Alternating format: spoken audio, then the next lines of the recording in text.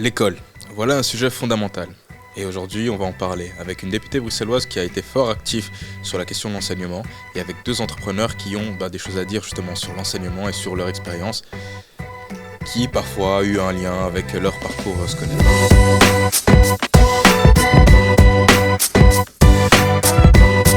Et si on parle enseignement? Et pour ce faire, on a deux entrepreneurs avec nous, Pamedi et Romain, et nous avons une députée bruxelloise, Joëlle Maison. Je suis ravi de vous avoir aujourd'hui. Bonsoir à vous. Bonsoir. J'espère que vous êtes à l'aise. J'espère qu'on aura l'occasion d'avoir une bonne discussion. Et tout d'abord, je voulais que vous vous présentiez. Qui se sent l'âme? Moi, je vais bien commencer. Ça va, dis-moi. Je me présente, je m'appelle Plamedi, j'ai 24 ans, jeune Congolais. Actuellement, j'habite en Flandre, mais j'ai longtemps habité à Bruxelles, précisément à Port-de-Namur. Ok. Et là, je suis étudiant à l'EFEC en dernière année. D'accord. Et tu es venu nous parler également de ton projet. C'est ça, pour également discuter un peu de mon projet, de ce que je vais mettre en place en tout cas. Eh bien, dis-nous tout. Sans trop rentrer dans les détails, ce que j'ai voulu mettre en place comme projet, c'était une start-up de taxi. À la base, l'idée était de créer en fait une société de taxi conduite par des femmes pour les femmes. C'était d'abord pour répondre à une problématique vis-à-vis de l'insécurité que les femmes ressentaient dans les taxis, Uber ou Hitch, ou qu'importe.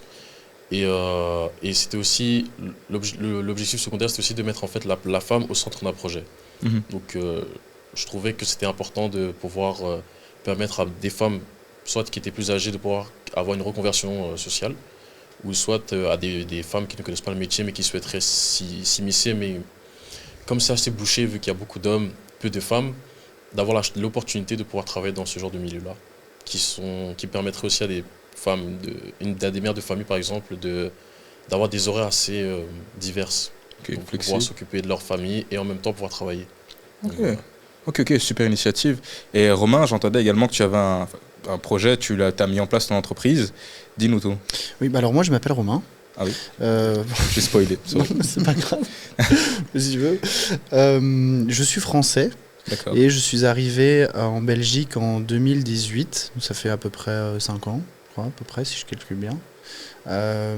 Et alors, il y a 1 an et demi, en janvier 2022, j'ai monté une nouvelle entreprise avec ma compagne Pauline. Et on a créé Canette.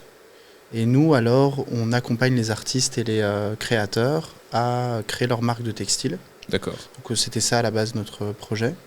Puis ensuite, ça a fortement évolué avec les entreprises où on repense la façon de voir le textile et on change l'image de l'entreprise à travers le support qui est le textile. D'accord. Et comment fonctionne Canette? En gros, nous, on a un atelier de production. Donc on fait de la broderie, c'est pour ça qu'on s'appelle Canette. C'est la petite pièce à l'intérieur de la brodeuse qui tourne et qui lie tout le fil.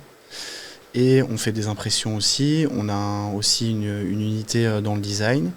Et alors tu viens avec ton projet et on a un modèle économique où tu peux créer ta marque pour 0 €. Et on est très adapté pour tout type de modèle économique pour par exemple des grosses entreprises ou des particuliers ou alors des notoriétés publiques ou alors des associations, etc. On essaye de limiter la surproduction de textiles. D'accord. Et on essaye surtout de limiter le fait qu'on est vraiment dans l'accompagnement. Le but, ce n'est pas de faire un projet avec quelqu'un et que dans 2 semaines, il arrête parce qu'il a mal géré son bazar. Et qu'en fait, moi, c'est pas du tout mon but. Je veux grandir avec eux et que je veux qu'eux grandissent avec nous. D'accord. Et voilà, en gros. Voilà le projet de Canette. Et si jamais, par exemple, typiquement, moi je veux lancer ma marque de vêtements, ouais. Et j'ai une super idée, je me dis je veux des t-shirts noirs avec écrit, avec mon prénom, voilà. Je pense que mon prénom il est hyper instagrammable, et j'arrive vers toi et je te dis je voudrais lancer cette marque de vêtements. Comment tu m'accompagnes? En gros, d'abord on prend rendez-vous et tout, parce que le but c'est de comprendre vraiment ton projet et de comprendre vraiment si tu as envie de le faire. D'accord. Parce que c'est quand même un business. Du coup, je veux vraiment accompagner ceux qui veulent vraiment y aller. Et d'ailleurs, dans l'entrepreneuriat, on crée des mini-entrepreneurs, en gros, chez nous. Parce qu'on leur apprend à gérer les marges, on leur apprend à gérer les stress, à gérer un peu tout. Et en gros, nous, on va t'aider à lister ce que tu veux, comprendre qui tu es, et on va soit améliorer ce que tu nous as apporté, soit le prendre tel quel, soit le refaire complètement de zéro. Ok. Et puis ensuite, le but, c'est d'offrir l'opportunité aux gens de faire une marque de textile sans forcément avoir des fonds, sans forcément être d'une famille super aisée, sans forcément... parce qu'un artiste, pour moi, peut être de toute classe sociale. Donc du coup, on accompagne, c'est nous qui prenons les risques pour eux. On fait toutes les pièces à la demande et on a un modèle économique qui permet vraiment de faire du bénéfice à la première pièce que tu vas vendre. D'accord. Alors que, de façon générale, quand tu crées une marque de textile, tu investis une quantité pour avoir un prix plus bas. Et nous, on ne fait pas ça.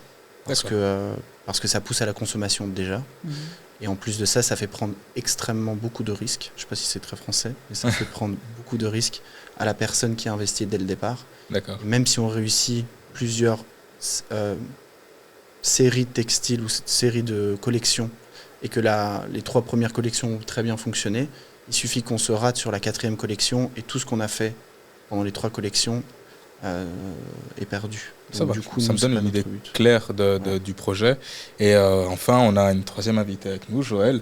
Alors, députée bruxelloise, présente-toi. Voilà, là c'est ce que je fais actuellement, c'est-à-dire que j'ai eu la chance d'être élue députée. Avant ça, voilà, j'ai fait des études de droit. J'ai bossé comme avocate pendant 15 ans au barreau de Bruxelles, dans un petit cabinet. J'étais un petit peu généraliste, un peu l'avocate de service comme ça, très généraliste. J'aimais bien aller au palais de justice, j'aimais bien le côté très pratique. On va plaider, on reçoit le client, on va plaider, on fait les conclusions, on fait le débrief, ensuite l'administratif aussi. Et puis voilà, je me suis lancée dans la politique et j'ai été échevine de l'enseignement à Uccle. Donc c'est une matière que je ne connaissais pas du tout. J'ai commencé ça à 39 ans. Et voilà, j'ai adoré cette fonction-là. C'était très prenant. Et puis voilà, on m'a proposé de me présenter sur une liste au Parlement bruxellois, ce que j'ai accepté. J'ai été élue, j'ai siégé pendant 7 ans au Parlement de la communauté française, donc Fédération Wallonie-Bruxelles, sur les questions d'enseignement en particulier. Et puis j'ai démissionné de cette fonction-là et aujourd'hui je suis plus investie dans les matières de logement et de mobilité, de handicap aussi, au Parlement bruxellois. Ok, aujourd'hui on va parler enseignement, donc c'est super. Je voulais par ailleurs aussi te poser la question suivante, dans ton parcours, parce qu'on va forcément parler de parcours, qu'est-ce qui t'a donné envie de faire du droit et de devenir avocate dans un premier temps? Sans doute des faux motifs, les romans policiers, toute la scénarisation du métier d'avocate, qui est en fait le métier d'avocat d'assises, ce que j'ai jamais fait. Sans doute une envie de rendre justice ou d'aider les gens à ce qu'on leur rende justice, donc l'envie d'aider les autres. Mais c'est vrai que c'est pas dans mon parcours scolaire qu'on m'a sensibilisée à ça. D'accord. C'est à travers ma lecture, parce que je suis une grande lectrice et une grande amatrice de livres, et que même enfant, à 7-8 ans, j'ai commencé à lire et ça n'a jamais cessé. Et c'est, je pense, à travers mes lectures que je me suis découvert cette espèce de passion et cette image qui correspond finalement assez peu à la réalité, mais une réalité qui était très agréable à vivre aussi, mais qui était assez différente de la représentation. Mais c'est vrai que, maintenant que tu le mentionnes, c'est vrai qu'il y a aussi beaucoup ça, je vois, donc j'ai également fait du droit, et il y a vraiment ça chez les étudiants en droit, c'est qu'il y a vraiment, ils sont pris de passion par l'idée qu'ils ont aussi, justement de plaider, etc. Je ne sais pas si vous avez vu la série How to Get Away with Murder, avec Annalise Keating, et ça par exemple, ou alors Scandale, si je dis point de bêtises, une série comme ça. Je regarde pas beaucoup de séries, donc... Merde. Et voilà, et je crois que c'est la série où c'est la prof qui est... Annalise Keating, ouais. La prof. Ça, ouais, c'est ça. Et elle va aider ses élèves qui sont également en droit. Bah voilà, je suis pas le seul à trop consommer du Netflix. Mais j'en ai entendu parler. Moi aussi, j'ai entendu parler justement. Je vois beaucoup de gens qui parlent de ça en mode Moi aussi, j'ai envie de faire du droit. Voilà. Ça donne envie à beaucoup de gens de faire du droit, j'ai remarqué ça. Donc, mais moi, Ça inspire beaucoup. Après, en effet, du coup, tu en as beaucoup qui ont une idée du droit, mais en effet, en Belgique, par ailleurs aussi, on n'a pas le même système juridique qu'aux États-Unis. Et donc, voilà, ça, c'est une différence, mais également le métier d'avocat, et il est plus vaste qu'on se le dit, monsieur. Je voulais juste en parler également. Mais vu qu'on parle enseignement, et j'ai vu qu'on parle parcours également, est-ce que vous en avez vécu des obstacles durant votre carrière, durant vos études? Je pose la pierre dans la mer et je laisse intercepter qui le veut. C'est pas des obstacles, mais je dirais plus... En fait, disons que l'école, comment moi je l'ai vécu, c'était plus une standardisation de l'enseignement. C'est-à-dire j'ai l'impression, on nous pousse tous à suivre à peu près le même parcours scolaire. Et par exemple, je vais parler personnellement, j'ai doublé en secondaire. Et quand on double, déjà personnellement on se sent honteux. Et j'ai l'impression que même les professeurs nous regardent un peu d'une autre manière en fait. Et moi ça va, j'ai doublé, mais ça va, j'ai bien repris ou quoi après. Mais par exemple ceux qui ont doublé plusieurs fois, on les redirige toujours vers par exemple la section considérée comme poubelle, c'est-à-dire les professionnels. Et que... par rapport au regard des autres élèves, même les professeurs, on dirait que c'est les débiles ou quoi, on va dire les déchets de la société, alors que rien à voir. Je trouve que l'option professionnelle est assez sous-cotée. Qu'on ne respecte pas assez toutes les options qu'il y a là-dedans, alors que je trouve que c'est les options qui sont le plus utiles à la vie de tous les jours en fait. Ok. Où ça crée des pénuries. Il y a beaucoup de pénuries en fait déjà dans ces métiers-là. Par exemple, il y avait quoi comme métier? Bon, il y a des métiers, par exemple vendeur, on va dire que c'est classique, mais il y a plomberie, tout ce qui est maçonnerie, toutes ces choses-là. Si un élève dit qu'il veut faire ça, déjà de base, on va lui dire oui mais t'es sûr, je trouve que c'est pas bien, fais de l'économie, fais du droit, de la psycho. En fait c'est gratifiant, les gens en fait cherchent plus le côté gratifiant que le côté personnel, épanouissement personnel, utilité aussi, et que je déplore assez personnellement, donc voilà. Justement, je pense que tu as un avis là-dessus, Joël. Je suis vraiment très contente que tu viennes de dire ce que tu as dit, parce que voilà, tout le monde dit toujours il faut que chaque élève puisse accéder aux études supérieures à l'université, et ça je pense que c'est un acquis. Alors il y a encore peut mieux faire, et peut-être qu'on en parlera plus tard dans le podcast. Mais en tout cas, tout le monde conjugue ses forces pour arriver à ça. En revanche, je vois très peu de personnes qui portent le discours de dire que finalement, les élèves qui sont issus de milieux, on va dire, favorisés, puissent eux aussi envisager, et leurs parents surtout, que leurs enfants fassent des filières techniques et professionnelles. Exact. Et aujourd'hui, ça, c'est pas du tout ancré dans l'esprit des gens, puisque, comme tu l'as dit, très justement, le Graal, le bonheur ultime, c'est l'université. Exact. Et il me semble, et tu l'as très bien dit, qu'avec 113 métiers en pénurie, qui sont des métiers principalement, alors prof, c'est aussi un métier en pénurie, mais tu as principalement des métiers techniques, des métiers de la construction, les chauffeurs, les métiers qui nécessitent des compétences techniques.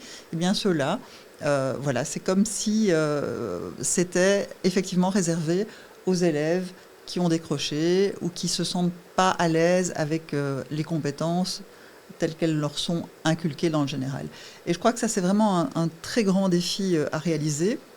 Et si je peux donner une petite expérience personnelle, quand j'étais échevine, et ça, c'est une de mes grandes satisfactions, c'est que pour les élèves, je trouve que cette familiarisation, elle doit commencer à l'école primaire. Donc pour les élèves de 7, 8, 9, 10, jusqu'à 12 ans.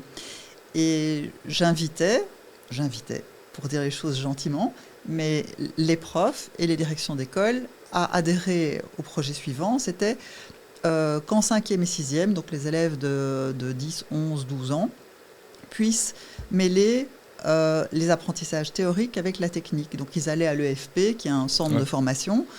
Donc par exemple, ils étudiaient les superficies, les surfaces, ils faisaient du système métrique, et bien ils allaient découper des planches dans l'atelier de menuiserie pour construire une bibliothèque, et la bibliothèque ensuite elle servait pour un projet anti-harcèlement. Et donc ça donnait vraiment du sens. Pareil pour les jardineries. Voilà, on étudie aussi les plantes, on étudie. Et je trouvais que en observant ces élèves, ils étaient familiers. Au début, les parents m'envoyaient des mails en disant vous êtes folle, on n'emmène pas des enfants dans des ateliers de menuiserie. Ils étaient évidemment encadrés par des professionnels. Mais les élèves comprenaient mieux le sens de ce qu'on leur inculquait parce qu'ils en voyaient la concrétisation. Et ça, je veux dire, si on commence et si on systématise ça dès le plus jeune âge, eh bien, on fait entrer dans la tête des parents et des élèves que c'est possible aussi de s'épanouir dans un métier technique. Et c'est pas un second métier, c'est pas une seconde zone. C'est des métiers tout aussi nobles que les métiers qui nécessitent que l'on fasse 5 ou 10 ans d'université avant. En parlant de ça, justement, je pense aussi que ça crée vis-à-vis des enfants entre eux. Par exemple, une personne qui est en général, un enfant qui est en général, qui voit par exemple son ami ou une connaissance à lui aller en professionnel, son regard par rapport à lui va changer aussi. Il va se dire, ah, lui est peut-être moins intelligent que moi, alors que souvent ça n'a rien à voir. Et aussi, enfin, moi, une des choses que je déplore vis-à-vis de l'enseignement, en tout cas en Europe, en Belgique francophone, c'est qu'on accentue beaucoup les échecs que les qualités. J'ai l'impression, par exemple, on va pousser justement quelqu'un à aller en professionnel parce que tu as des difficultés dans ces matières-là, mais on va pas lui dire en fait d'aller par exemple en professionnel parce que tu es doué dans ça. Ou parce que tu aimes bien. Tu aimes bien aussi, tu es doué principalement parce que tu es doué dans ça. Par exemple, quelqu'un qui est en général, mais qui est bon, je sais pas, en vente, qui a un bon rapport avec les gens ou quoi, le mettre en professionnel, en vente, serait une bonne chose pour développer ses skills à lui et qu'il soit meilleur en fait dans ce qu'il fait, et pas lui dire le général c'est pas pour toi donc on va te mettre là-bas par défaut. L'enfant ne va pas aimer et va surtout se sentir amoindri. Je trouve ça comme dommage. Principalement en fait c'est ça que je trouve dommage en fait, c'est que même vis-à-vis des enfants, plus tard, par exemple quelqu'un qui aura fait des études par exemple de médecine, j'en sais rien, vu qu'il est arrivé à son Saint Graal et qu'il va rencontrer un ami à lui qui est dans un chantier, il va aussi le regarder de haut. C'est-à-dire en mode c'est la plèbe, on va dire ça comme ça, on va dire gentiment, mais c'est la plèbe et moi je suis supérieur à lui parce que j'ai fait tant d'études, tant nanana, alors que ça n'a rien à voir. Mais c'est ce qui semble ressortir, c'est que c'est peut-être avait parcouru de biais, notamment quand on fait finalement du professionnel une filière de relégation, entre guillemets, c'est que on associe un ensemble d'idées reçues peut-être sur cette filière-là, et donc je pense que vraiment l'enjeu c'est la valorisation de celui-ci. C'est aussi l'enjeu et un point important, c'est l'épanouissement. C'est vraiment l'impression, parce qu'en vrai, le plus important aussi, et c'est d'ailleurs le problème, je trouve, au niveau du supérieur, c'est que en fait, beaucoup sont mal orientés, et c'est parce qu'on ne capitalise pas assez sur la question de l'épanouissement de l'élève. Et je pense que c'est pour ça que c'est très intéressant ce que tu as fait en tant qu'échevine, où tu en fait permets à des jeunes enfants, même peut-être, je trouve également que dans le secondaire ça pourrait être intéressant d'assister, de voir, faire des stages d'observation dans des filières. Parfois, ça peut être typiquement avocat ou médecin ou autre, mais ça peut être également des filières plus professionnelles ou plus associées à la vente. Et ça permettrait, certes, d'avoir des gens qui soient plus orientés vers quelque chose qu'ils aiment vraiment, parce qu'ils l'ont testé, ils ont eu l'occasion de le voir, et ça permettrait de répondre à des pénuries, notamment. Ça permettrait de désengorger, entre guillemets, l'université, si c'est un enjeu, en tout cas c'est vendu comme un enjeu aujourd'hui, et ça permettrait beaucoup de choses, et donc il faut oser. Mais je me demandais justement, toi Romain, en tant que chef d'entreprise, est-ce que tu n'as pas non plus aussi cette impression-là, puisque tu dois recruter du coup des gens ? Oui. Beaucoup. En plus, c'est très difficile d'ailleurs de recruter. Peut-être qu'on en reparlera tout à l'heure. Mais je suis tout à fait d'accord avec lui. Et d'ailleurs, moi, donc, j'ai fait des études classiques où je ne savais pas ce que je voulais faire. On m'a mis dans une filière générale. Je ne savais pas ce que je voulais faire. Et j'avais que des amis autour de moi qui ne savaient pas ce qu'ils voulaient faire. Puis ensuite, donc, comme j'ai fait mes études en France, après le lycée, qui est votre réto chez vous. Ensuite, on doit tous choisir des écoles et choisir une filière. Évidemment, on ne sait pas où aller. Donc, je dirais que 2/3 des gens abandonnent parce que il y en a qui, en plus, dans le tiers qui reste, c'est ceux qui continuent d'avancer parce qu'ils savent toujours pas ce qu'ils veulent faire. Il y en a beaucoup qui arrêtent. Après, je suis retourné en professionnel. C'est vrai que ça a cassé un code pour moi, parce que pour l'exemple que tu donnes, j'ai quand même senti, à un moment, j'étais pas très bien quand je suis retourné en filière professionnelle parce que je sortais d'université où quand même on avait des examens quand même très poussés, où vraiment c'est comme dans les films, quoi. On nous mettait une petite feuille toute petite avec une phrase et on nous disait vous avez 4 heures. Je te jure que c'est vraiment comme ce qui se passe sur TikTok, donc c'est marrant. Et du coup, quand je suis retourné en filière professionnelle et que j'ai eu un cours de français et qu'on m'a demandé de faire une dissertation, bon bah moi j'avais plus ou moins l'habitude puisque on nous demandait ça souvent. Mais par contre, mes camarades de classe, eux, venaient carrément pas en cours parce que ça les effrayait vraiment. Donc j'ai bien senti qu'il y avait un souci. Au fil du temps, c'est beaucoup plus technique, beaucoup plus réel ce qu'on apprend. Et puis après, quand je suis sorti de ces études-là, je pense que j'aime profondément l'artisanat. Je trouve que l'artisanat, c'est vraiment le cœur de ce qui fait un pays un pays. Avoir des bons artisans qui soient menuisiers, ça peut être des grands menuisiers internationaux si ils le font avec passion, que ce soit des artistes, que ce soit des plombiers, que ce soit des électriciens.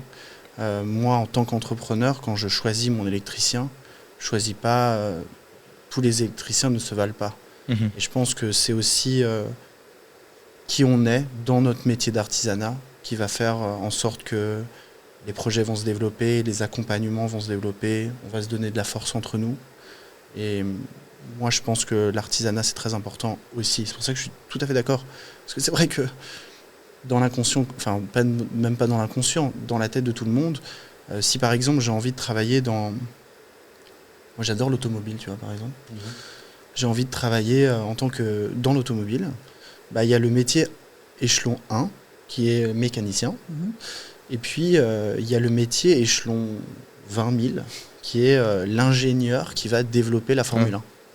Bah, moi, je pense que ça s'équivaut.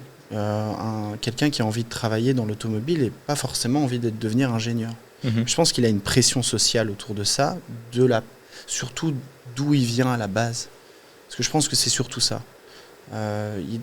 C'est réel, il y a des classes sociales. Moi, je suis vraiment pas d'accord avec ça. Mais bon, c'est comme ça, c'est très difficile de s'en sortir. Et il y a quelque chose de même quand on part d'une classe sociale plus basse et qu'on en sort. J'ai vu beaucoup de gens autour de moi être fiers d'en sortir, quoi. Même, c'est vrai que dans le discours, il y a ça, c'est vrai. Il y a aussi ça qui est difficile à gérer, je dirais, dans l'absolu, c'est que, en fait, finalement, même si on a envie d'être mécanicien et qu'on vient d'une famille d'ingénieurs de père en fils, bon, on va se sentir un peu jugé en disant je peux pas faire ça. Et mais pourtant, c'est dommage. Paradoxalement, quand bien même, allez, tu vois, par exemple, c'est vrai que si maintenant on vient d'une famille imaginons, de médecins et qu'on dit du jour au lendemain, moi ma passion c'est la mécanique et je veux faire ça, il y aura une pression familiale, pour être tout à fait honnête, émise à son égard. Mais de l'autre côté aussi, typiquement dans une famille, un statut social considéré basse parce que voilà, c'est cela pour X raisons, imaginons dans une famille mécanicien et que tu as un enfant qu'on fait aller à l'université, typiquement, tu as aussi cette pression sociale qui est que l'enfant doit s'émanciper. Indépendamment de savoir ce qu'il veut parfois aussi. Il y a beaucoup de familles, je sais que tu es congolais, je suis également congolais, et dans nous il y a une vraie pression au diplôme. Tu vois.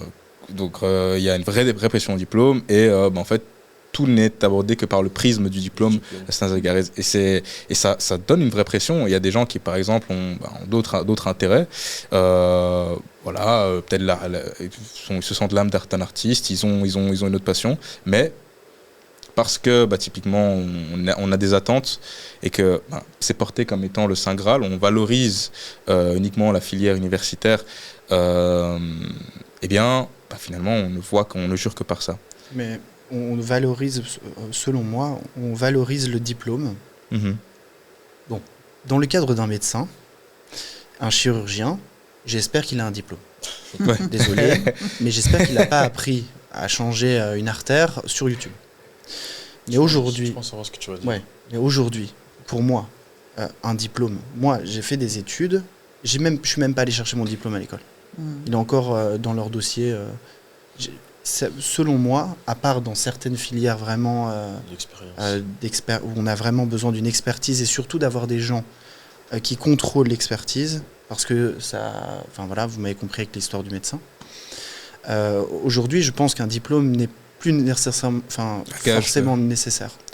En tout cas, j'ai pas l'impression d'avoir besoin d'un diplôme pour devenir graphiste. J'ai pas l'impression d'avoir besoin d'un diplôme pour pour créer des projets aussi nobles que ce que parce que franchement je savais pas, et je trouve que c'est vraiment vraiment bien. On n'a pas besoin d'un diplôme pour faire un podcast, je crois. C'est l'expérience de vie qu'on mène au fil du temps, de part de nos études ou quoi, etc., qui font de nous ce qu'on est. Je voudrais juste répondre sur ce que tu dis.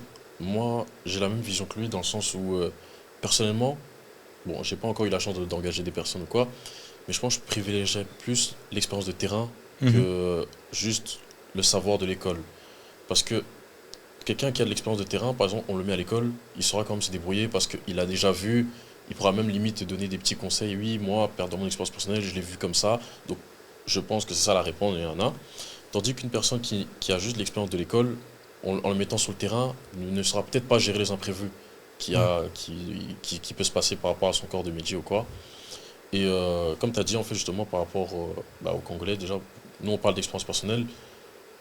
Nos parents voient vraiment la vie que du prisme du diplôme. Et nous, en tant que jeunes, quand je vois dans mon entourage ou quoi, j'ai l'impression aussi qu'il n'existe que 5-10 options maximum. Ouais. J'ai l'impression que le champ n'est pas assez élargi par rapport à ce qu'il y a. J'ai eu la chance, par exemple, d'aller en Angleterre. Je vois les options qu'il y a là-bas. C'est un panel beaucoup plus large. Il y a une variété d'options. Aux États-Unis, c'est encore plus large. Et pour rebondir par rapport aux États-Unis, c'est que eux, j'ai l'impression qu'on les pousse dès le plus jeune âge à, par exemple, entreprendre, à tenter des choses. Tandis qu'ici, il y a beaucoup plus la peur de l'échec. Il y a une réticence vis-à-vis de ça. Ok. Et je me demandais, qu'est-ce que tu en penses du coup de ton côté au niveau du secondaire déjà, est-ce que tu penses que en fait on prépare déjà assez bien pour le supérieur, mais aussi est-ce que tu penses qu'il y a cette peur de l'échec peut-être qui est transmise dans l'enseignement secondaire déjà? Bien sûr. D'abord, est-ce que les écoles préparent à l'enseignement supérieur si on reste dans l'hypothèse où on va faire des études supérieures, où la personne a envie de faire des études, enfin l'élève a envie de faire des études supérieures, ça dépend de l'école. C'est ça le problème de la Belgique, c'est ça le problème de la Fédération Wallonie-Bruxelles, c'est que les bons élèves, ils sont toujours bons, mais l'écart se creuse entre les bons élèves et les moins bons élèves, et cet écart correspond évidemment à un écart aussi de revenus familial et de niveau social. Donc c'est évident qu'aujourd'hui, ça dépend de l'école dans laquelle tu es allé. Si tu ambitionnes de faire l'université, c'est pour ça que les gens se battent dans le cadre des préinscriptions pour aller dans telle ou telle école. Parce qu'ils veulent rester dans l'entre-soi, qu'ils veulent rester dans leur milieu, avec une école qui a une bonne réputation. Et ces écoles-là, ces écoles-là forment bien, mais voilà, le problème c'est que c'est uniforme, qu'il n'y a pas de mixité dans ces écoles-là. Et à partir du moment où tu n'as pas de mixité, tu peux éventuellement faire de très belles études, devenir un bon ingénieur, peut-être un bon médecin ou un bon avocat. Mais le problème c'est que le système scolaire dans sa globalité, il ne fonctionne pas pour tout le monde dans ces cas-là. C'est la raison pour laquelle il me semble qu'il faut vraiment... Alors on parle toujours du niveau. Est-ce que le niveau est bon? Est-ce qu'on va pouvoir, avec ce bagage-là, faire des études universitaires? C'est important de songer à ça. Mais ce qui est important, à mon avis, la question à laquelle il faut répondre, c'est quelles sont les compétences, quelles sont les connaissances et les compétences qui sont attendues aujourd'hui au XXIe siècle, et aussi les compétences de comportement. Donc, il me semble, et c'est vrai que cette opinion a été partagée par un spécialiste français de l'éducation, François Tadei, qui est biologiste, mais qui est aussi qui dirige un centre de recherche interdisciplinaire sur l'éducation. Et je trouvais que c'était très nouveau. Enfin, il a dit ça il y a 5-6 ans. Je l'avais écouté avec grand intérêt, qu'aujourd'hui, ben voilà, c'est pas qu'il faut évaluer le niveau par rapport au niveau antérieur, c'est qu'il faut changer de niveau. Et c'est que les compétences qui sont aujourd'hui attendues, il ne faut pas les regarder par rapport, avec nostalgie par rapport aux compétences qui étaient attendues par le passé. Aujourd'hui, ce qui compte, bon, il était un peu provocateur, c'est l'esprit critique face à la quantité d'informations. Ben, évidemment, avec Internet, avec la mondialisation de l'information, ben, chacun a accès à tout dès son plus jeune âge. Donc, c'est pouvoir discerner une information vraie d'une information fausse, c'est pouvoir sourcer, c'est pouvoir confronter ses sources et c'est pouvoir développer et aiguiser son esprit critique face à une information. Ça, c'est la compétence. Évidemment, au-delà de lire, écrire, calculer, qui sont les compétences de base essentielles que tout le monde doit pouvoir maîtriser. Mais donc, cet esprit critique, mais aussi d'autres choses. La coopération. Il citait la coopération en deux. Et il n'est pas le seul. Andras Schleicher, qui est le monsieur PISA, OCDE, etc., lui dit la formation initiale des enseignants, c'est très important, mais il n'y a jamais rien qui sera plus important que les pratiques collaboratives entre enseignants. D'accord. Donc les meilleurs enseignants, ce sont les enseignants qui sont rodés aux pratiques collaboratives. Et c'est pareil pour les élèves.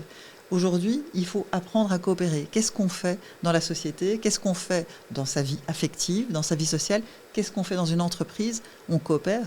Si on n'a pas les compétences pour coopérer, si on n'éduque pas les enfants à l'empathie, au travail en coopération, on en fait des petits robots. Ou on en fait des personnes à qui il manque quelque chose.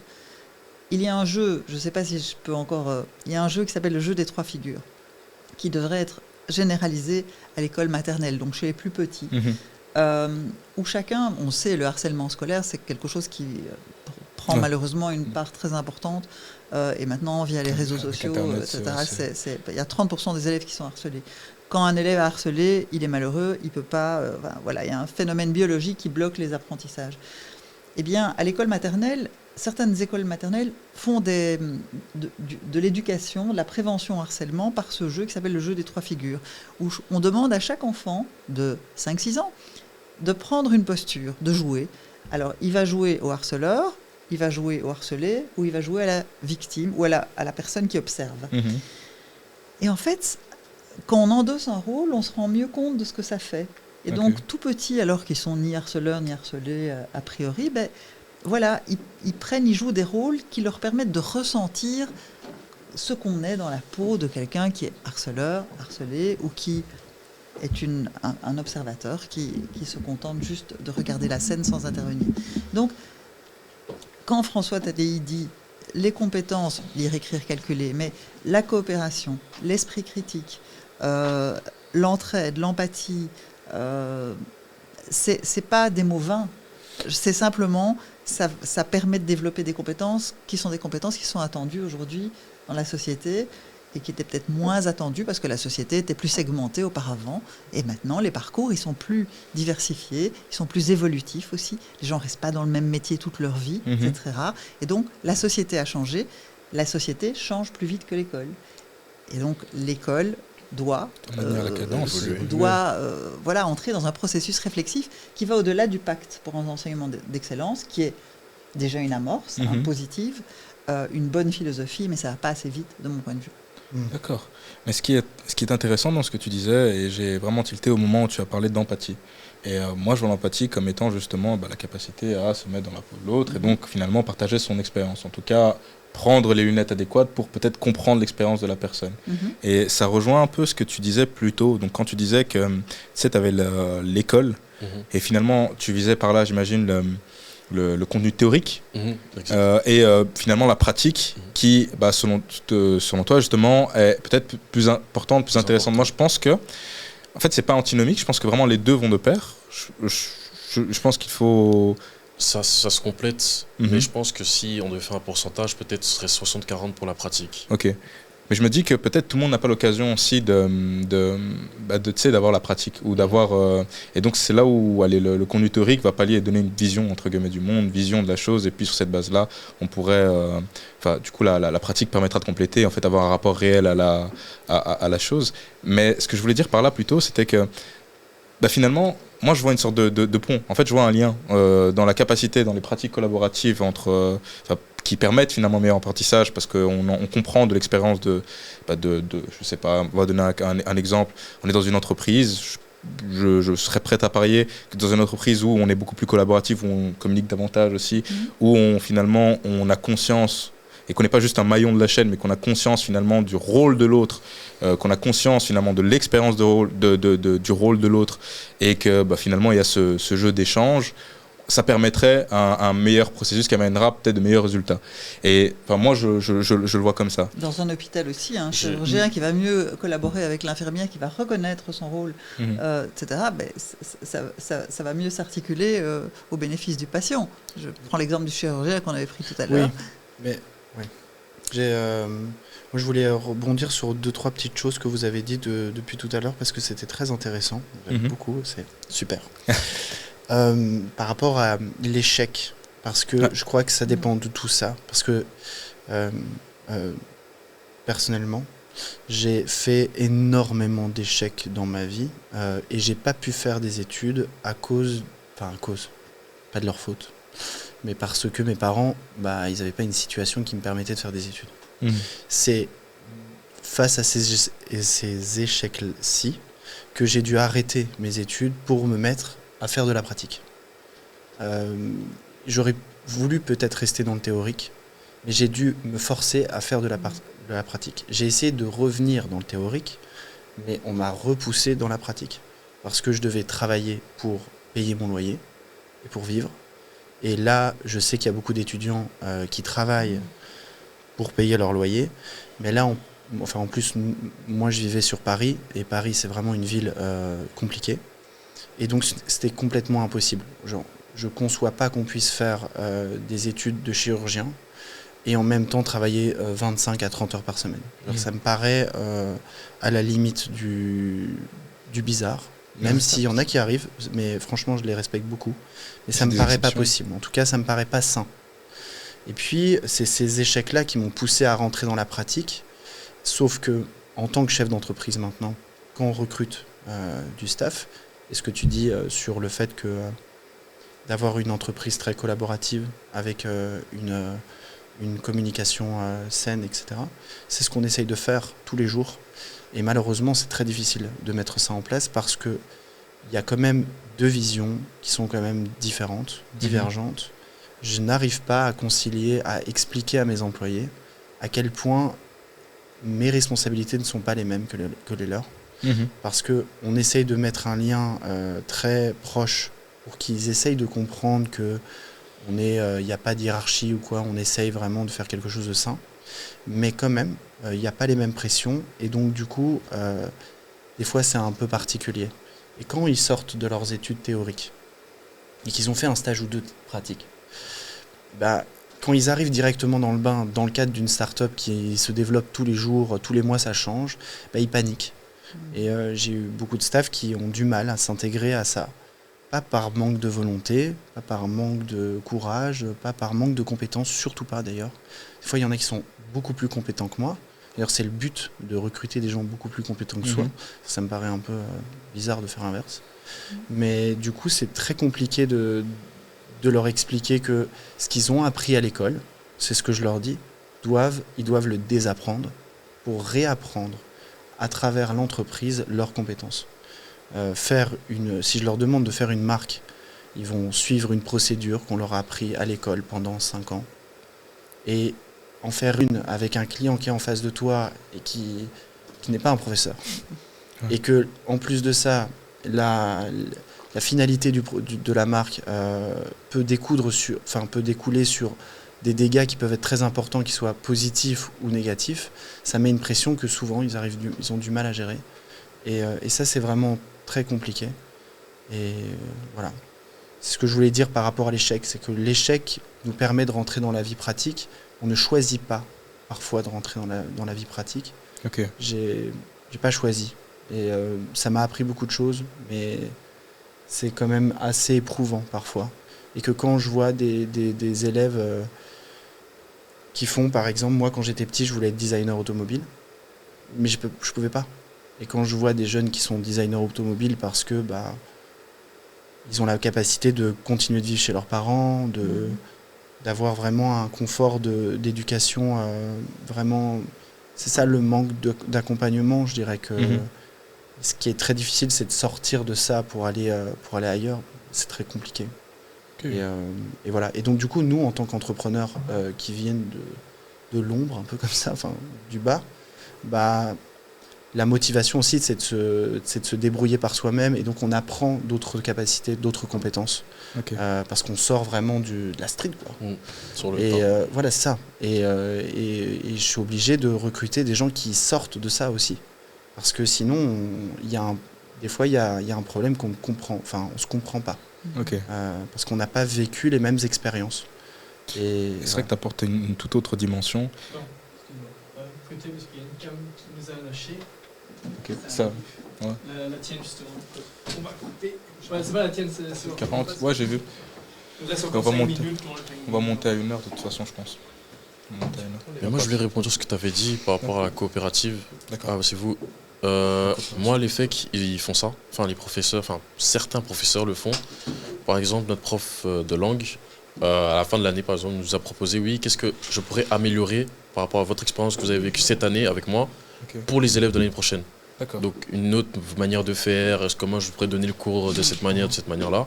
Moi, ce que je l'avais proposé, c'était par exemple pour donner l'envie aux élèves, par exemple, de mieux apprendre les langues, vu les personnes francophones ont du mal avec les langues, surtout le néerlandais, c'était de faire des collaborations avec d'autres écoles et d'avoir en fait un correspondant et de pouvoir échanger avec eux en fait de manière régulière, que de juste avoir 2 heures de... Garde ça, là tu as tout donné. Mais justement, c'est hyper important. En plus, on a ça à l'ULB, mais on n'a pas, du coup, on n'a pas le système. Si, on a le système d'échange avec VEB, dépendant des cours, mais c'est pas une pratique généralisée dans toute l'université. Ouais, mais pour l'évaluation des professeurs, ça oui, on a. Comme ça, c'est beaucoup plus ludique, beaucoup plus fun, et totalement. Ça nous fait un ami déjà. Tu parles avec une personne qui est anglophone, qui parle que anglais, ou une personne qui parle que néerlandais, et vous êtes obligé de communiquer, d'apprendre. Toi, tu lui apprends le français, lui, t'apprends le néerlandais, et vous essayez d'échanger, et puis voilà. C'est des choses qui pourraient, comme elle a dit, c'est collaboratif. Donc voilà. Ok, mais honnêtement, dès qu'on reprend, Excuse-moi. Quand je vais conclure avec... on n'est pas filmé, là, j'espère. Ça arrive une fois. Non, mais on va conclure avec pour donner envie aux jeunes enseignants, parce qu'il y a une pénurie d'enseignants. Ça peut être intéressant aussi justement de parler de leur métier. Peut-être avant, on va prendre ton point. Ouais. Parce que tu disais, oui, tu apportes une toute autre dimension. Oui, c'est vrai, bien vu. Mais je sais pas, parce que quand... C'est ça. Je dis ça. Mais ça coupe au moment, j'ai dit une toute autre dimension ou juste avant? Ah non, tu peux reprendre cette trace-là. Au montage, on fera la liaison parce que je change de cam, donc on ne verra pas ce black. D'accord. C'est bon. Quand tu veux. C'est difficile de faire ça. Mais c'est bien ce que tu dis, parce que justement on t'apporte une toute autre dimension peut-être au débat à l'heure actuelle, justement. C'est que finalement tu renforces la question de la nécessité de l'accompagnement. L'accompagnement, j'entends par là finalement une forme de tutoring, de tutorat. Parce qu'on parle beaucoup de... Tu as parlé tout à l'heure à très juste titre de... Et d'ailleurs c'est génial parce que aujourd'hui, comme on se disait tout à l'heure, il ne suffit pas d'être un excellent gestionnaire pour être un bon indépendant. Et du coup, le fait d'avoir un esprit critique, d'être beaucoup plus ouvert de façon générale, je trouve que c'est ça qui va permettre de s'orienter plus facilement et de s'adapter à différents changements aussi de la société qui évoluent quand même assez rapidement. Le souci, c'est que nous, en tant qu'indépendants, enfin peut-être que toi, en tant qu'entrepreneur, tu vas peut-être faire face à ça. Et je voulais absolument traiter de ça parce que c'est très important. Il ne suffit pas d'être super compétent, il ne suffit pas d'être super avec un super esprit critique. Le problème parfois, c'est qu'on fait face à des problématiques et des erreurs extrêmement violentes dans notre vie, et l'accompagnement en fait partie. Sans accompagnement, on se sent seul. Et je pense que s'il y a des gens qui écoutent ce podcast et qui sont indépendants, ils vont comprendre ce que je vais dire. On se sent terriblement seul. parce que personne, à part les entrepreneurs ou ceux qui ont vraiment travaillé le sujet d'entrepreneuriat, ne peuvent comprendre vraiment ce que c'est d'être seul, la solitude dans l'entrepreneuriat. On se sent seul, on ne se sent pas accompagné, on ne se sent pas écouté. Je peux dire par exemple, je suis fatigué, et puis les gens vont me dire moi aussi.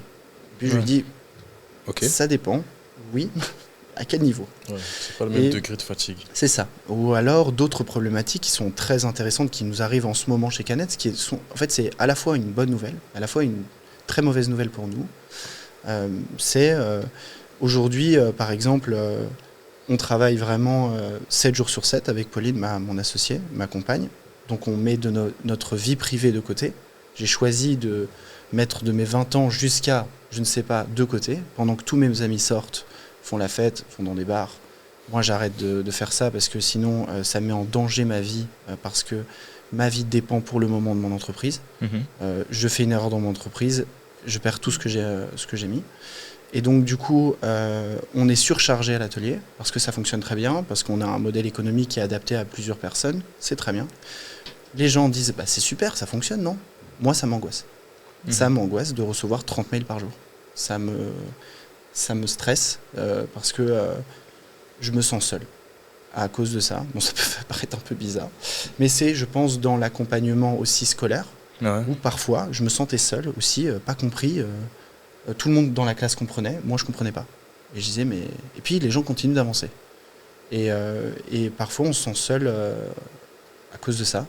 Et je pense qu'à l'école, je pense que c'est aussi très important d'expliquer aux jeunes qu'il y a des organismes qui sont là pour les aider, qu'ils ne sont pas seuls et qu'il faut faire face aux échecs. Parce qu'il a très bien dit, franchement, tu as vraiment très bien dit, le fait que c'est l'échec qui fait qu'on va se mettre vraiment les mains dedans, quoi. Et il ne faut pas avoir peur de ça. Mais c'est vrai que, tu l'as dit, aux États-Unis, évidemment, y a une politique, il y a carrément un délire avec l'échec, genre faut avoir des échecs. Ça, je trouve ça un peu... Ouais, c'est ça, exactement. En fait, moi je trouve que, par exemple, j'avais pu discuter avec un entrepreneur qui a une société aujourd'hui qui fonctionne bien, dans la pharmacie. Et on avait échangé justement à la fin de sa conférence, c'était à l'ULB. Et il disait pendant sa conférence que justement son associé actuel, c'était quelqu'un qui avait eu une entreprise juste avant, mais qui a foiré. Donc ça avait fonctionné quelques temps, ça a raté. Donc voilà, il s'est retrouvé sans rien. Et en fait, lui, il l'a engagé. Et c'est les amis de celui qui voulait faire la pharmacie lui disaient, oui, il l'engage pas, il a raté sa société. Oui. Et lui était là en mode, non, justement, je vais l'engager parce que lui, en fait, il aura une autre vision comparé à des gens qui n'ont jamais raté, en fait. En fait, le fait d'avoir raté va lui faire prendre conscience de ses erreurs, et il va se bonifier et améliorer tout ça, en fait. Et je trouve que, surtout en Europe, il y a vraiment cette peur de l'échec, la peur de tenter en fait des choses.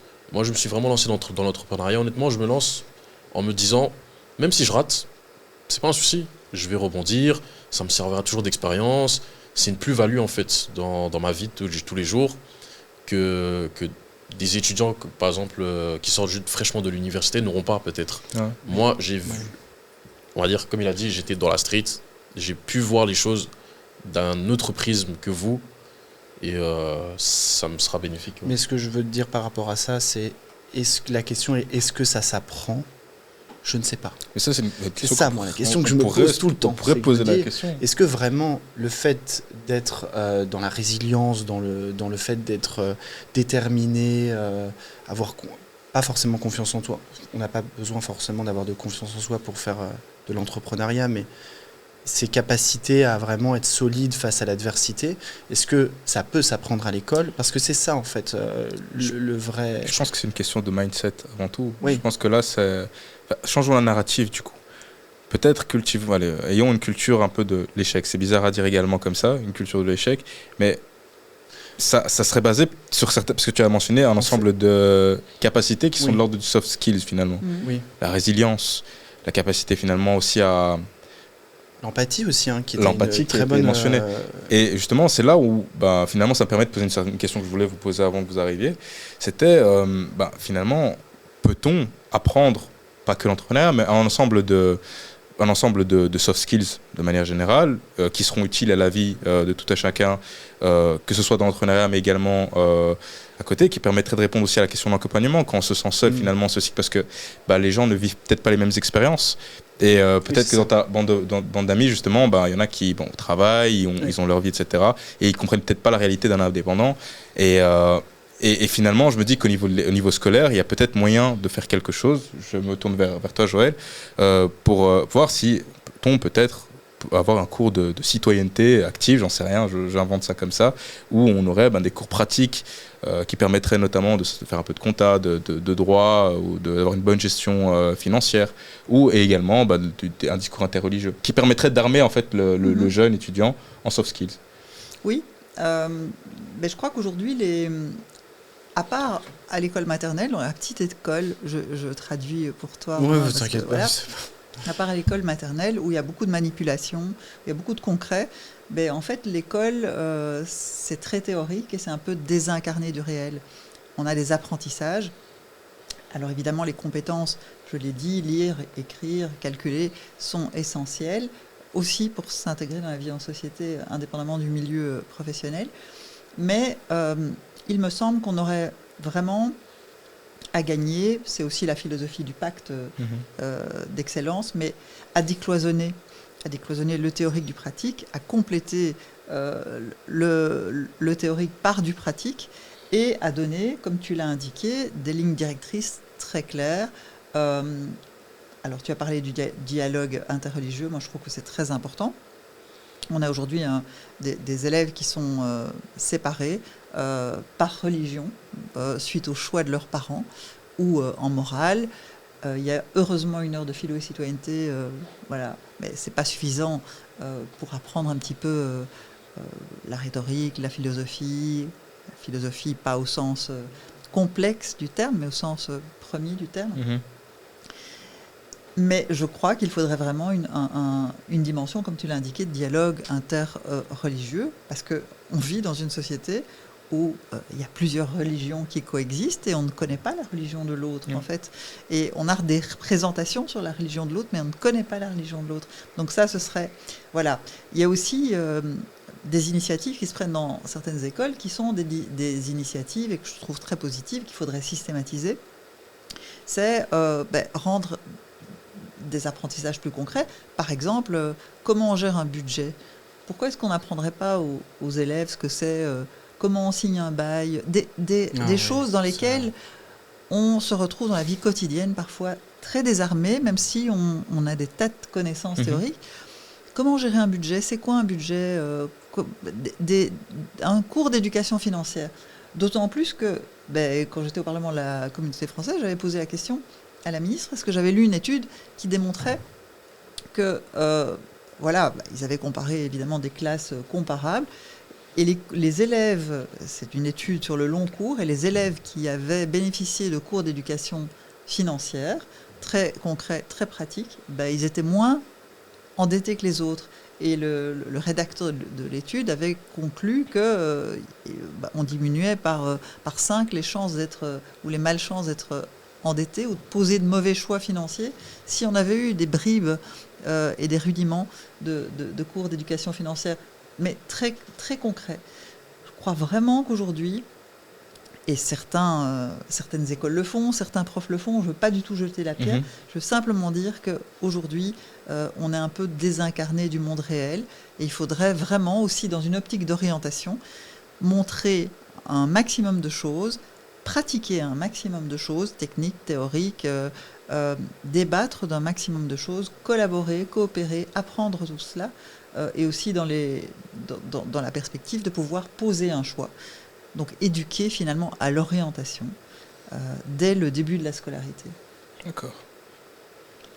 Et on va vite arriver à la fin de cet épisode, mais j'aimais beaucoup ce que tu disais. Et, finalement, ça m'a interpellé et j'ai pas su véritablement, tu vois, parce qu'on n'a pas la même expérience.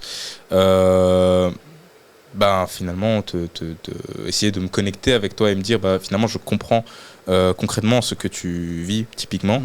Maintenant, à mon échelle, dans ma spécificité, Et c'est pour ça que ton discours est important, je trouve, c'est que ça peut être vraiment transversal, hein, ça peut être repris dans d'autres cadres.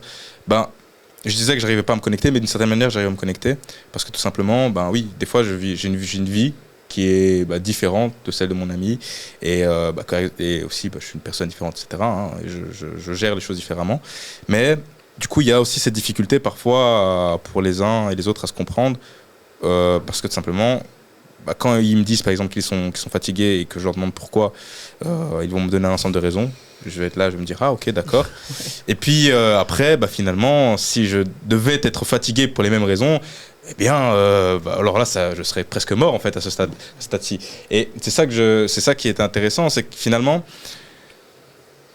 la difficulté que tu as en tant qu'indépendant et qui réside dans, tu as cité plusieurs facteurs, je citais l'accompagnement, je citais aussi on citait plutôt l'empathie, le collaboratif, etc., la communication. Je pense que c'est autant important dans ton cas que dans le mien. Typiquement, moi, si on arrivait à... S'ils se mettaient à ma place, si je me mettais un peu plus à leur place aussi, oui, on arriverait un peu plus à se comprendre. Là maintenant, j'ai véritablement l'impression parfois de ne pas vivre la même vie que mes amis, tu vois, et c'est peut-être un peu dérangeant. Dans ton cas, typiquement, ça doit être la même chose. Déjà, en fait, le truc, c'est que du coup, on a monté cette entreprise en 2022, donc on est dans notre première année et demie. Donc c'est tout à fait logique d'être dans une phase comme ça. Sauf que, en mars 2020, pendant le Covid, j'ai monté une autre entreprise. Pendant le Covid. Je ne savais pas d'ailleurs qu'il y avait le Covid qui allait arriver, toquer à la porte en mode « Salut ». Je ne savais pas. Et donc pendant 2 ans, j'ai monté une première entreprise aussi. On avait un magasin, un concept store, on vendait des articles. Ça a été ma première expérience d'entrepreneur. J'avais un associé, voilà. Et puis le Covid et le post-Covid de l'année d'après nous a vraiment fatigués, ça c'est sûr, moralement surtout. Et on avait des visions divergentes du business. Du coup, à ce moment-là, moi j'ai quitté cette entreprise-là. C'était déjà très difficile pour remonter une nouvelle entreprise. Ça veut dire que ça fait quasiment 3 ans et demi, bientôt 4 ans, que je suis en démarrage. Tu vois. Et ça aussi, c'est toutes ces petites assets, tous ces petits détails qui font ce qu'on est, tu vois. Et qu'un entrepreneur peut-être que toi, quand tu auras 1 an et demi d'entrepreneuriat, tu n'auras pas les mêmes expériences, les mêmes difficultés que quelqu'un d'autre. C'est pour ça que je dis que même si on se comprend en tant qu'entrepreneur, même avec les autres, c'est quand même très difficile quand même d'exprimer ce qu'on a au fond de soi. Parce qu'en plus de ça, c'est un projet qu'on tient à cœur. Et donc même d'en discuter, c'est assez particulier et on n'a pas envie de se plaindre. Je ne dis pas ça pour me plaindre. Vraiment, c'est très bien ce qui nous arrive. Mais pour autant, c'est très difficile quand même d'exprimer des sentiments à travers ça. Des sentiments de stress, des sentiments à la fois de montagne russe, en fait, complet. Et j'ai plus le nom en tête parce que pourtant je l'aime beaucoup ce monsieur, mais j'ai assisté à une conférence en France à l'université d'un monsieur qui parle parce que tu parlais de la culture de l'échec. Moi j'aime bien parler de la culture du pessimisme. Il travaille sur le pessimisme et l'optimisme, où il dit que le pessimisme c'est cool, on a tous peur de voir le verre à moitié vide. Et il parle du pessimisme. Et j'adore parler de ça parce que c'est vraiment ce qui fait le fait d'accepter la difficulté, d'avoir son objectif et le chemin pour y arriver. Être complètement pessimiste, moi je m'éloigne de ces gens-là parce que me faire avancer quoi. Mais au moins de garder un but optimiste, ça c'est sûr. Ouais. Mais ça c'est très difficile parce que des fois on le perd de vue. On perd de vue notre objectif parce qu'il est tellement loin, il est tellement difficile à visualiser que c'est pas possible. Mais que le chemin pour y arriver est forcément pessimiste. Parce que c'est difficile et on va faire face à des embûches. Et c'est ça que je dirais qu'il faut bien préparer à l'école. C'est de dire que vous pouvez avoir le meilleur projet du monde et vraiment qu'ils soient tous respectables, mais le chemin pour y arriver va être difficile. Préparer les jeunes à dire que la vie, c'est pas facile. C'est pas juste poster une vidéo sur... après, je fais un pont super large, mais bon, c'est Pas juste poster une vidéo sur TikTok et essayer de buzzer un coup, et puis après, on peut se payer des sapes chez Chanel. Et donc, du coup, voilà, c'est le fait du chemin pessimiste, et que le pessimisme s'écoule, quoi, finalement. L'optimisme en politique, c'est important. Je sais pas. Non. Je suis pas quelqu'un de super optimiste, en fait. Donc, voilà, j'adore la joie, la vie, je prends tous les moments positifs, mais j'ai souvent, voilà, je viens pas de la street, comme vous avez dit. Non, mais c'est vrai. Mais je viens pas d'un milieu super non plus. J'ai connu l'échec vraiment assez cuisant d'ailleurs, et assez étonnant en sortant de l'école, parce que j'ai raté vraiment plusieurs reprises à l'université en première année. Voilà, j'avais des représentations tout à fait différentes du travail que je devais fournir, en fait. Et donc j'ai dû travailler, j'ai pas du tout été... voilà, je suis entrée dans la vie active à mon corps défendant, puisque voilà, j'étais plus finançable, et de toute façon mon père voulait plus me financer. Donc voilà, j'ai eu un parcours très... et j'ai eu un parcours personnel aussi difficile. Donc ça m'a sans doute pas donné de l'optimisme, mais par contre, j'ai toujours... Donc l'espoir, par exemple, c'est quelque chose de très dangereux pour moi, de mon point de vue. Espérer, c'est quelque chose de... Voilà, parce qu'il vaut mieux avoir une vision peut-être un peu plus pessimiste ou plus réaliste des difficultés, et puis avoir de bonnes surprises. Donc voilà, je pense être quelqu'un de très joyeux, mais assez paradoxalement pas super optimiste. D'accord. C'est le fait de danser. En fait, il parle de ça. Moi, j'ai plus le nom de ce monsieur, mais il parle de ça, de danser sous la pluie, même de se dire que je fais face à des échecs ou à une période très difficile. Après cette période très difficile-là, forcément, ça switch et il va se passer quelque chose de bien. Donc, c'est garder ce focus, cette foi, l'espoir. C'est vrai que espérer, je trouve que le mieux, c'est de faire et de garder vraiment une ligne directrice vraiment focus, quoi. Mais par contre, oui, je pense que d'être pessimiste, c'est pas si mal. Mais il faut l'accepter et le comprendre. Je pense que si quelqu'un dit un jour, oui, je vais faire un business et ça va être easy, les doigts dans le nez, bah lui, il est complètement optimiste. Mais lui, je pense qu'il va se prendre un mur. Mais, enfin, je lui souhaite pas, mais ça me paraît un peu compliqué. Quelqu'un qui dit, je vais monter un business, ça va pas marcher, et en plus de ça, ça va me prendre trop de temps, bah le fais pas alors.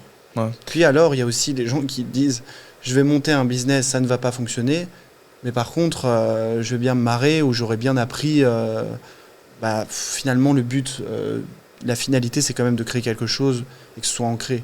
Donc, c'est vrai. Ouais, moi, je suis exactement dans ce que tu viens de décrire là tout de suite. Je suis plus dans l'optique de, je vais créer quelque chose, l'idée de base a l'air bonne, il y a moyen de faire quelque chose, je vais tenter, j'ai rien à perdre, de toute façon je sais que ce sera dur, mais voilà, je vais quand même essayer de le faire, rien que par ego, par raison personnelle ou quoi. Et c'est ça qui me motive en fait tout le long. Je me dis, si je tente pas, en fait j'ai pas envie de vivre avec des regrets en fait par rapport à ça. Je me dis, j'ai une idée, bien sûr. je vais tenter, si ça marche pas, c'est pas grave. Et voilà, mais je reste optimiste en fait vis-à-vis de ça. Je me dis, il y a quelque chose à creuser, il y a quelque chose à faire ou quoi. Donc c'est plus ça qui va me driver. Je sais qu'on arrive à... pardon, non, je t'en prie. C'est l'énergie et l'envie et la motivation. Et je crois que ça, c'est très important aussi, d'inculquer ça à l'école, dans le panel de choses qu'on montre aux élèves, de compétences à acquérir, de connaissances à approfondir. Je crois que c'est important aussi de leur donner envie, en fait. Parce que c'est quoi les élèves qui décrochent ? C'est les élèves qui n'ont plus envie. Ils n'ont plus envie d'être là, ils se sentent plus motivés par rien. Et donc, dans ce que tu dis et dans ce que vous concrétisez tous les deux, on sent la passion, l'envie. Il y a des obstacles, mais on sent l'envie et l'énergie.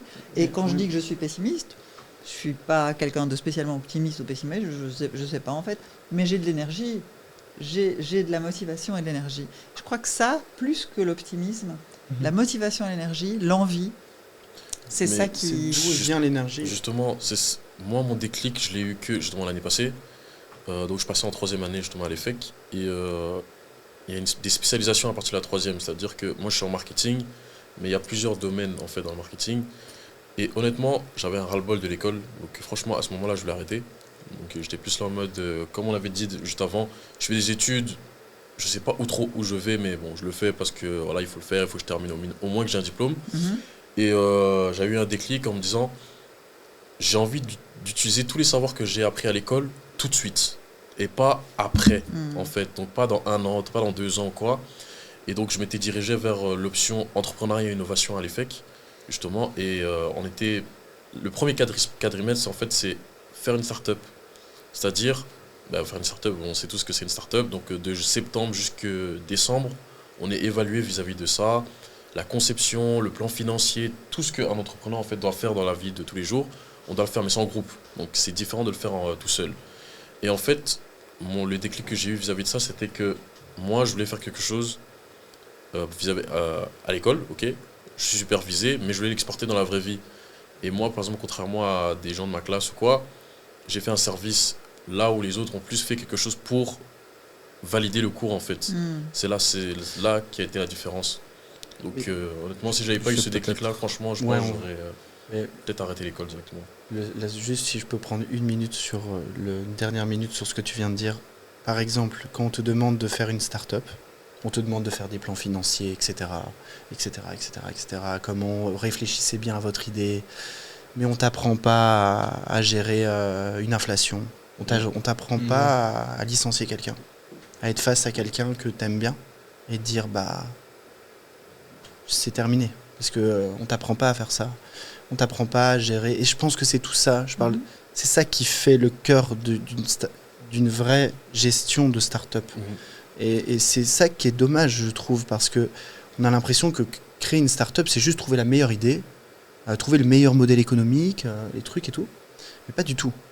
Ça, c'est une partie, mais après, c'est la faire vivre, gérer sa famille, gérer sa femme, ses enfants, comment gérer ses amis, gérer, comme je disais tout à l'heure en fait, et c'est ça qu'il n'y a pas, en tout cas que moi j'ai pas ressenti durant mes études. Et quand tu disais que tu faisais ça aussi par ego et par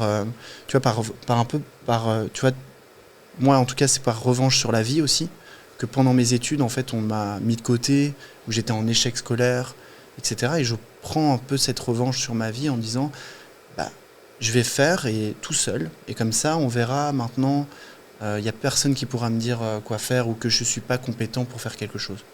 Et je vais le faire, voilà. Et c'est aussi par ce fait que des fois on n'est pas dans le bon cadre de l'éducation, et on n'est pas bien accompagné, et donc du coup on se venge pas, mais c'est un peu... c'est une vertu de l'échec, c'est de pouvoir rebondir. C'est un peu ça, mais voilà. Alors là, j'aimerais conclure en faisant un petit jeu, tout en répondant à une question que je voulais absolument aborder aujourd'hui. Donc je ferai un tour de table en vous demandant, typiquement, en fait, on va le faire tout de suite, ça va être plus simple. Je vais vous poser une question en fait sur finalement un enjeu de l'enseignement aujourd'hui, c'est la pénurie des enseignants et la difficulté peut-être de rendre le métier attractif. D'avoir une bonne rétention aussi d'enseignants, parce qu'il y en a beaucoup qui finalement partent. Et avant ça, je vais vous demander de faire un choix cornélien, un choix très compliqué à faire. Donc je vais d'abord me tourner vers Joël pour lui demander cette même question. Donc comment conserver les enseignants, comment rendre le métier attractif. Mais avant ça, il faut répondre à la question suivante: frites ou pizza? Pizza. Pourquoi? Parce que voilà, ma grand-mère était italienne, que j'adore l'Italie, j'adore la cuisine italienne. Ça, c'est vraiment, pour moi, le must absolu, c'est la cuisine italienne. D'accord. Donc, pizza, oui. D'accord. Et par rapport, sans transition, par rapport à la pénurie des enseignants, c'est un des problèmes les plus importants de l'école. D'abord, il faut attirer vers cette profession. Aujourd'hui, être enseignant, ce monde est très cloisonné. Il est cloisonné par rapport au monde de l'entreprise et au reste du monde. C'est assez insulaire en fait. Mais il est cloisonné aussi entre écoles. et entre réseaux. Donc il faut décloisonner tout ça. Il faut permettre des allers-retours. Et aujourd'hui, quel est le jeune qui se dit je vais entamer des études, je vais terminer à 21 ans, 22 ans ou 23 ans, et puis je vais être enseignant pendant 40 ans. Et je vais faire que ça pendant 40 ans. Peut-être qu'un jour, je deviendrai directeur d'école, mais c'est ma seule perspective d'évolution de carrière. Non. Enfin, moi, je n'ai pas l'impression qu'aujourd'hui, les jeunes sont dans cet état d'esprit-là. Donc, favoriser les allers-retours vers le monde de l'enseignement. Aider aussi. C'est pas pareil d'être enseignant dans une école communale d'Uccle, hyper bien gérée, avec des élèves qui sont bien élevés, qui viennent d'un milieu, qui ont les codes de l'école, et être enseignant, jeune, dans une école à discrimination positive, à encadrement différencié, à Molenbeek. C'est pas pareil, c'est pas le même métier. Et donc, pourquoi est-ce que forcément, il y a de l'encadrement différencié, il y a des aides spécifiques, mais pas des aides humaines, pas des aides, un tutorat d'enseignants envers les plus jeunes, une sorte de tutorat qui permet d'outiller l'enseignant, surtout dans la première année ou les 2 premières années, est indispensable pour l'aider. Il est seul face à 25 élèves, il est tout seul, c'est un métier hyper difficile. Enfin, voilà. Mais le côté décloisonné, favoriser, comme je l'ai dit, les pratiques collaboratives entre enseignants, c'est-à-dire que dans certains pays, près de la moitié de la charge de travail de l'enseignant, c'est l'échange de pratiques entre enseignants d'une même école, mais entre enseignants d'écoles différentes ou même de pays différents. On est toujours enrichi par le regard d'autrui, par la pratique d'autrui. Et donc, il faut collaborer et coopérer. Ok. Là, Mehdi, Damso, on ne peut pas passer le jeu. Okay. Damso ou Beyoncé? C'est dur ça. Alors, je vais prendre Damso. Pourquoi? Parce que je vais pas toucher à la femme de Jay-Z quand même. J'aime bien Jay-Z. Non, je vais prendre Damso déjà par rapport à ses textes, à ce qu'il dit. J'aime beaucoup ce qu'il dit. Honnêtement, sa plume me parle. Moins maintenant, mais me parlait en tout cas avant. Et parce qu'il est bruxellois. Bruxellois, d'accord. Et du coup, comment rendre le métier d'enseignant attractif? Moi, je pense que ce serait plus retirer le côté monotonie que les enseignants peuvent avoir dans leur carrière. Et la façon dont ils enseignent, en fait. Je pense que, comme elle a dit, un jeune de 23-24 ans qui sort fraîchement de ses études et qui va se dire que pendant 40 ans, je vais enseigner comme ça, peut-être ça rebute certains, ça les effraie, ils se disent que je vais tourner en rond, en fait. J'ai eu l'occasion de des fois parler avec des professeurs en leur demandant bêtement, ça vous ennuie pas de toujours répéter la même chose chaque année juste à des élèves différents? Oui, mais on essaie de temps en temps de mettre quelques petites choses comme ça, mais voilà, mais je pense qu'ils sont assez bridés en fait dans leur manière d'enseigner. Et je pense que ce serait bien d'innover en fait leur méthode d'enseignement.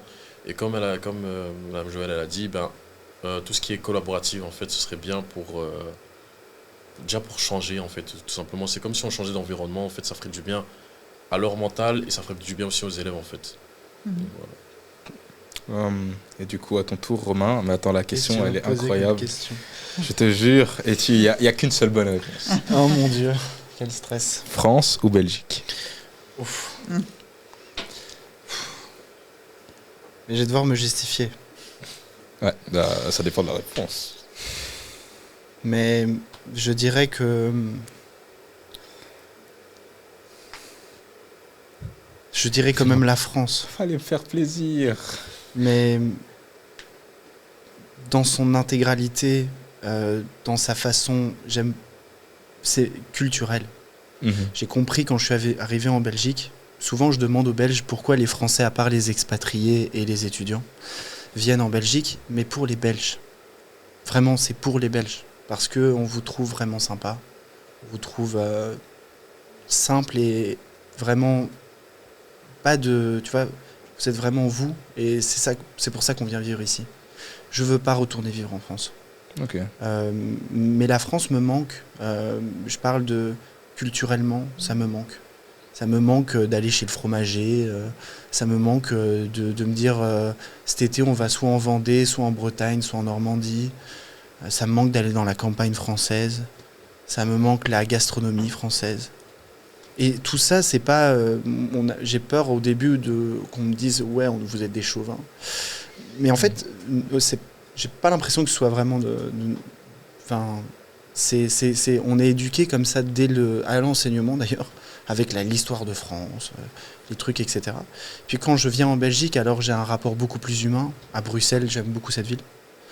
C'est une ville qui est à échelle humaine. Par rapport à Paris, c'est vraiment différent. Et puis j'ai les choses simples, accessibles, et j'ai pas besoin d'autre chose. Et quand je reviens en Belgique, aujourd'hui, je peux dire je retourne dans mon pays. Je vis en Belgique. Je suis un Français en Belgique, mais enfin voilà, je sais pas si j'ai été clair par rapport à ça. C'est très bonne réponse. Super bien tiré. Ça a bien sorti. Là maintenant, je comprends. Tu vois, alors que pour moi, non, il n'y avait qu'une bonne réponse, c'était la Belgique. D'ailleurs, ce que tu dis, je le ressens dans la mesure où, en tant que Bruxellois, je sais pas vous, mais moi, peu importe où je vais, je me revendique bruxellois, c'est belge d'office, mais dès que je trouve des Bruxellois comme moi, on est là, Bruxelles vie. Et... Petite anecdote, j'étais parti à Barcelone il y a 2 ans, je pense. J'avais une sacoche. Et en fait, déjà, dans ma tête, tout le monde met des sacoches. Mais j'ai l'impression que c'est un truc bruxellois. Et donc, il y avait des gens qui m'avaient arrêté à Barcelone en me disant « Toi, t'es bruxellois ». Et eux aussi, c'était bruxellois. En fait, ils m'avaient reconnu juste parce que j'avais mis une sacoche de Gucci, comme ça. Et donc, voilà, c'était très drôle. Et pénurie des enseignants. Oui, bien sûr. C'est la question la plus importante. Je crois que je pense relever deux petits sujets à propos de ça. D'abord, en tant qu'élève, je parle de légitimité des enseignants, parce que parfois, je pense que c'est ça qui peut aussi intéresser les élèves, et donc du coup impliquer l'enseignant. Le fait de légitimiser l'enseignant. S'il fait des études de maths jusqu'à ses 22 ans, et qu'ensuite il devient enseignant pendant 40 ans, quelle réelle expérience il a, et de légitimité il a, face à une classe, à part apprendre les bases du théorème de Pythagore. Avec tout le respect que j'ai pour eux, c'est ça en fait aussi le problème, c'est la légitimité. Et sur les réseaux sociaux, on voit beaucoup des enseignants de physique, des enseignants de maths, de sociologie, etc., qui font beaucoup de vues sur les réseaux sociaux parce que ils ont un background très important. Et donc du coup, l'auditoire, donc la classe ou quoi, parce que c'est cette personne qui a fait ça, tout ce qu'il va dire, du coup, va devenir légitime. Et donc, du coup, je vais l'écouter parce qu'il est légitime dans ce cas-là. Okay. Et la deuxième chose, c'est évidemment le cadre autour des enseignants, la direction d'école, la politique autour de ça, les programmes, le système scolaire en général, qui est quand même assez verrouillé, parce que sinon, ça peut vite partir en cacahuète. Mais du coup, ça bride l'enseignant, selon moi. Et il ne peut pas vraiment, s'il y a un enseignant qui veut innover et faire quelque chose de nouveau, ça paraît toujours bizarre. Ce prof, il fait un cours bizarre. Non, je trouve que c'est important que l'école, enfin je parle de la direction d'école aussi, accompagne ses enseignants à vraiment s'ouvrir. Je dirais que pour apprendre l'histoire de la Belgique, aller sur place, à voir, voir le château en règle générale. Après, je sais que des fois, c'est relativement impossible, mais quand même, je parle de faire quelque chose de plus concret et d'ouvrir vraiment dans l'innovation. Essayer de ne pas avoir peur, en fait. Légitimité, innovation, ça... Légitimité de l'enseignant. Pour moi, s'il y a un je sais pas... tu maîtrises bien le droit, tu pourrais donner un cours de droit à des jeunes. Non, mais maintenant. Peut-être moins, mais en tout cas, c'est grâce à l'expérience en fait que tu as que tu vas permettre de capter ton auditoire, comme dans certaines facultés, des grandes facultés. Et là, on reparle d'élitisme. À ce moment-là, c'est que dans les grandes facultés qu'il y a le fondateur de machin qui vient donner une conférence. Ça te rend évidemment ce qu'il va dire, et c'est concret puisqu'il l'a vraiment vécu. Et je trouve que finalement, c'est ça qui est important. Enfin voilà, okay. Je trouve que c'est ça. Ouvrir peut-être l'enseignement à d'autres gens et pas de dire alors cette prof de français, madame Madame Dupont, elle est prof de français depuis 20 ans, de 40 ans, et puis c'est mon frère, ma sœur qui l'a eu. Ah ouais, toi aussi, elle t'a fait le cours là-dessus. Et en fait, je trouve que on pourrait avoir plusieurs profs de français, une auteure, on pourrait avoir un libraire qui a d'autres expériences à donner, en fait, finalement, sur... Voilà ma position sur l'enseignement. Voilà, j'ai pris et j'ai bien noté tous ces éléments qui pourraient peut-être nous permettre de combattre la pénurie d'enseignants. Et voilà, je vous remercie en tout cas d'avoir été présent aujourd'hui. L'échange a été riche. Je pense qu'on a vraiment fait un gros épisode. Je suis incapable de dire combien de temps, mais je suis persuadé que c'est riche en contenu et qu'on aurait pu faire une partie 2 en vrai. Mais voilà. Je vais conclure cet épisode par une phrase qui pourrait, et je la ressors souvent donc c'est de la triche, mais ça pourrait en fait finalement incorporer ce qui a été dit plus tôt. C'est passer par le réel pour atteindre l'idéal de Jaurès.